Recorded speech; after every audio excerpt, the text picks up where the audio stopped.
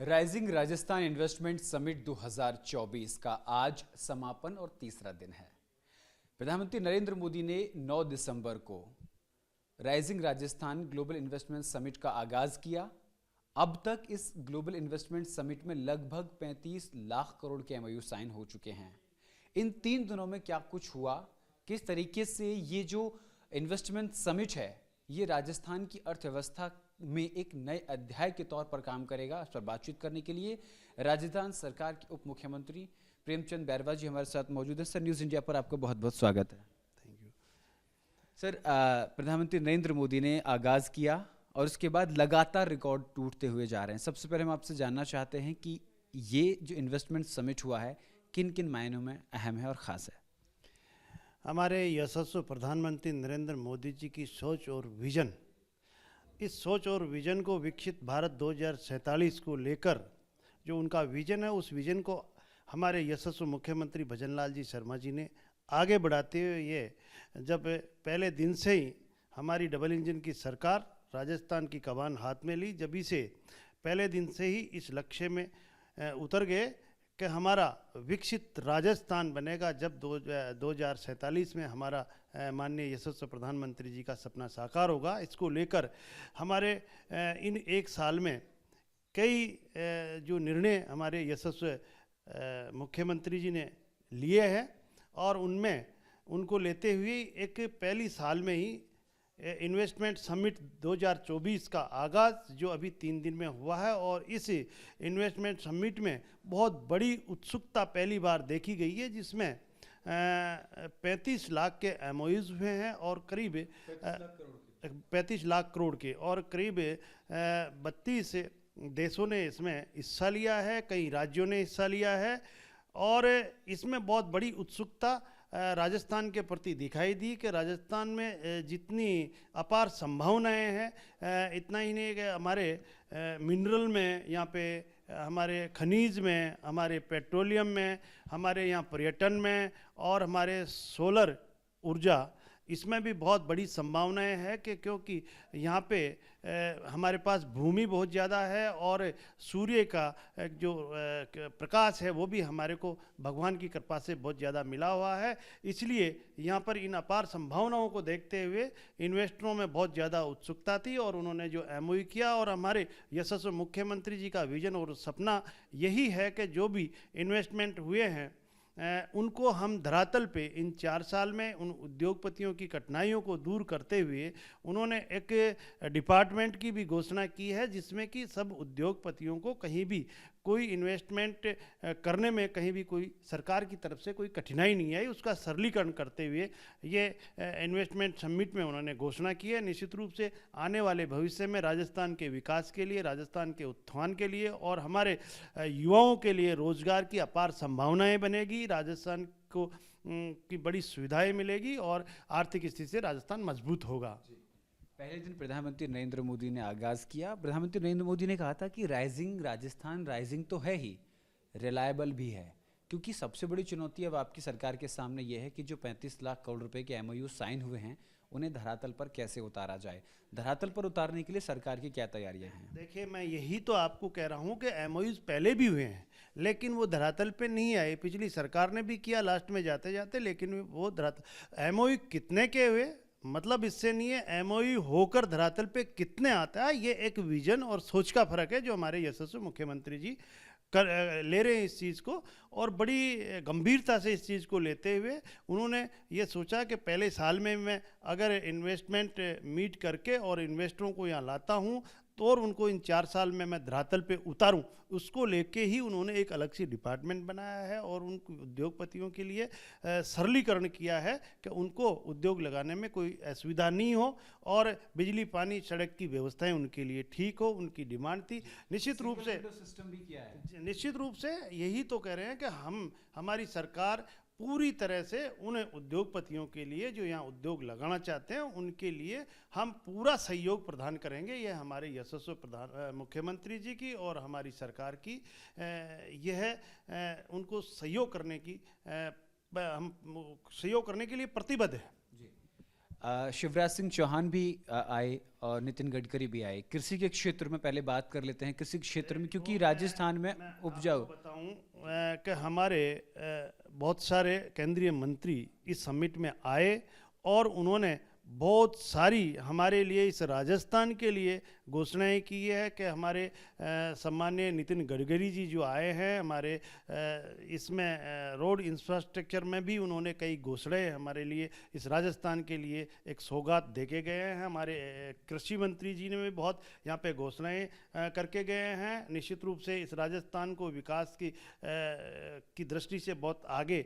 पहुँचेगा। और इतना ही, आज हमारे धर्मेंद्र प्रधान जी भी आए, उन्होंने भी हमारे एजुकेशन सेक्टर में बहुत अच्छी घोषणाएं करके गए हैं। तो मैं मानता हूं कि जो भी हमारे केंद्रीय मंत्री, हमारी डबल इंजन की सरकार ने इस राजस्थान की सरकार को सहयोग दे रहे हैं और उससे लगता है कि राजस्थान विकास की दृष्टि से बहुत आगे बढ़ेगा।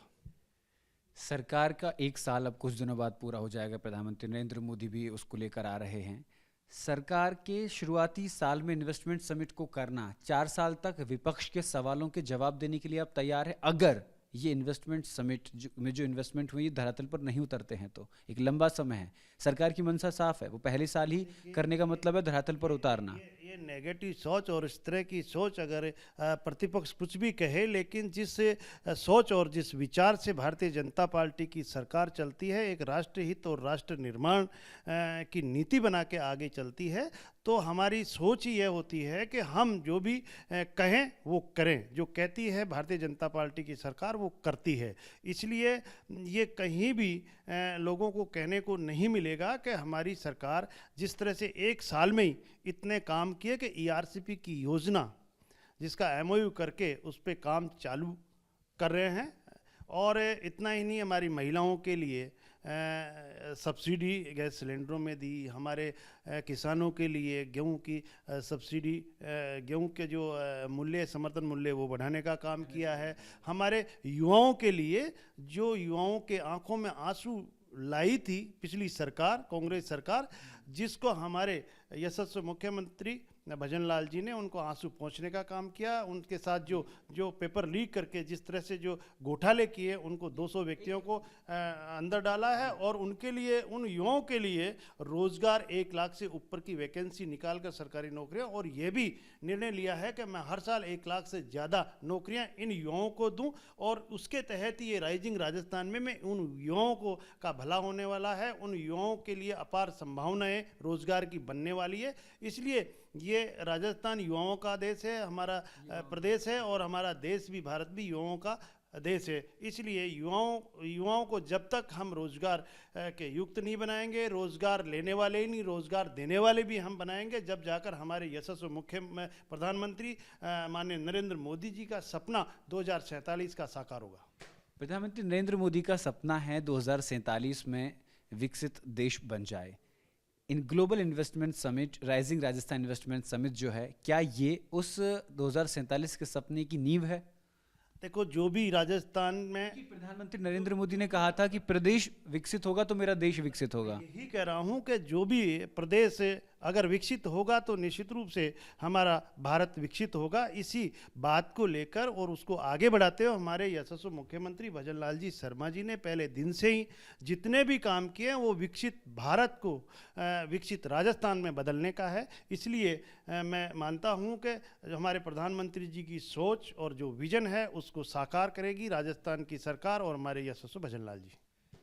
जब चुनाव हुए थे, विधानसभा चुनाव राजस्थान में, तो आपकी सरकार ने महिलाओं, युवाओं, रोजगार, इन 3 मुद्दों पर बात कही थी। आपकी सरकार के आते विधानसभा में 4 लाख और 5 लाख युवाओं को नौकरी देने की तो घोषणा की गई, लेकिन वो धरातल पर नहीं आई, ऐसा युवा कह रहे हैं। अभी 1 साल पूरा हो गया है लगभग। आपको युवाओं के लिए मैंने आपको पहले ही बताया, जिस तरह से युवाओं के साथ धोखा करके कांग्रेस सरकार आई थी राजस्थान में पिछली साल, किसानों से झूठ बोलकर आई थी सरकार, उसका आपको नतीजा मिला कि वो क्या किसानों का कर्जा माफ करी थी या युवाओं को नौकरी दी थी? उल्टो बेरोजगार से बेरोजगार और बना के गई थी। और हमारे यशस्वी मुख्यमंत्री जी ने, जो हमारी सरकार ने जो वादे किए हैं, उन वादों पे खरे हैं कि हमने 1 लाख से ज़्यादा वैकेंसी सरकारी नौकरियों में 1 साल के अंदर ही निकाली वाली है। और इतना ही नहीं कि ये जो समिट हमारा इन्वेस्टमेंट ग्लोबल समिट जो हो रहा है, ये भी युवाओं को रोजगार के लिए ही उनके लिए ही होगा। इसलिए जो कह रहे हैं हमारी महिलाओं के लिए, हमारे किसानों के लिए जो वादे किए, निश्चित रूप से वो वादे हम इस डबल इंजन की सरकार राजस्थान में पूरा करेगी।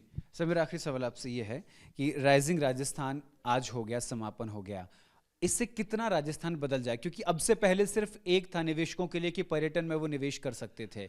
आप देखे जाइए, अब एक साल में इतना काम आपके सामने, और इस जनता के सामने जब हमारे यशस्वी प्रधानमंत्री जी 17 तारीख को आएंगे और उनके सामने और राजस्थान की जनता के सामने जो एक साल में इस राजस्थान की सरकार के द्वारा, हमारे यशस्वी मुख्यमंत्री भजनलाल जी के द्वारा जो काम किए गए हैं, वो जनता के सामने और हमारे यशस्वी मुख्यमंत्री प्रधानमंत्री जी के सामने रखा जाएगा। निश्चित रूप से आगे का हम 4 साल का प्लान क्या है, वो भी सब 17 तारीख को माननीय यशस्वी प्रधानमंत्री नरेंद्र मोदी जी के सामने रखा जाएगा।